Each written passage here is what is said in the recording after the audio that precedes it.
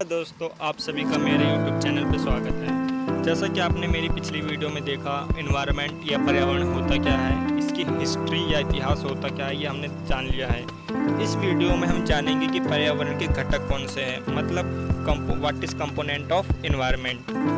जैसा कि आप स्लाइड में देख सकते हैं, एनवायरनमेंट के या पर्यावरण के वैसे 4 घटक होते हैं, लेकिन मैं आपको इस वीडियो में 3 घटक बताऊँगा, जिनमें पहले आता है स्थलमंडल यानी लिथोस्फीयर।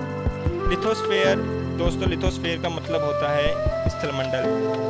मीन्स स्थल मतलब होता है ज़मीन। ज़मीन जहाँ कहीं पर भी आप सभी को ज़मीन दिखती हो, जहाँ कहीं पर हम सभी को चट्टानें देख सकते हैं, उन सभी को हम लिथोस्फीयर यानी स्थलमंडल कहते हैं। दोस्तों, हम इस वर्ड यानी लिथोस्फीयर को हम 2 भागों में बांट लेते हैं प्रॉपर डेफिनेशन के लिए। Lithosphere equal to lithos plus sphere.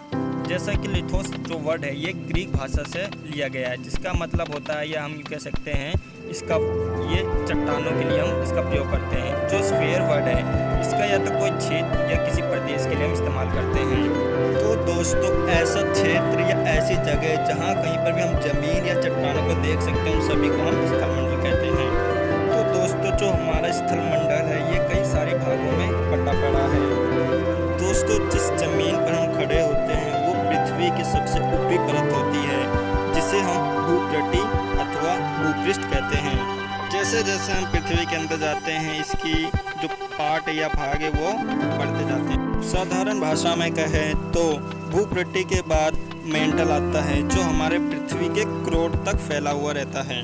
दोस्तों, आप समझ गए होंगे कि स्थलमंडल क्या होता है। दोस्तों, अब चलते हैं हाइड्रोस्फीयर यानी जलमंडल पे।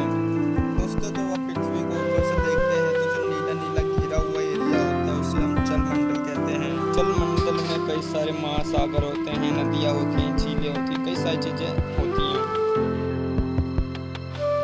हमारा जो ये जल है ये पृथ्वी के 71% भाग पर जो है ये फैला हुआ रहता है, जिसके अंदर कई सारे अनेक पौधे जीव अपना जीवन यापन करते रहते हैं।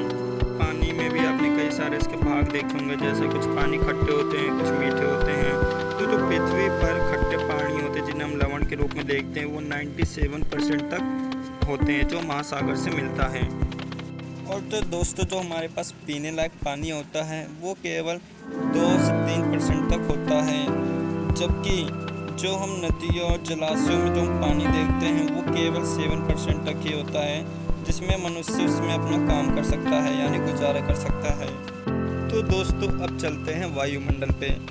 दोस्तों, जैसा कि आप जानते हैं वायु हमारे लिए बहुत आवश्यक होता है, क्योंकि इससे हम सांस लेते हैं, जो कि ऑक्सीजन गैस होती है। लेकिन वायुमंडल में ऐसी कई सारी गैसें होती हैं जो आपस में क्रियाएं करती रहती हैं, जिनमें से कुछ गैसें हो गई nitrogen, oxygen, argon, carbon dioxide और बहुत थोड़ी मात्रा में हाइड्रोजन, हीलियम और आदि। तो दोस्तों, जैसा कि हम जानते हैं वायुमंडल में कई सारे ऐसे लेयर होते हैं, जिसे हम सौरमंडल, समतापमंडल, मध्यमंडल और तापमंडल के नाम से जानते हैं। दोस्तों, वायुमंडल में जो हमारे लेयर होते हैं, इन्हीं में से कई सारे प्रश्न बनते भी हैं और बिगड़ते भी हैं, जिसके कारण हम कई सारे आंसर जानते हुए भी गलत कर देते हैं। तो दोस्तों, जो सौरमंडल होता है वो हमारी सबसे पहली लेयर होती है, यानी ज़मीन से यानी भूतल से। जब हम भूतल से ऊपर जाएंगे तो सबसे पहली परत जो होती है वो सौरमंडल होती है। उसके बाद समताप आती है, फिर उसके बाद मध्यमंडल, सबसे आखिर में जो होती है तापमंडल होती है।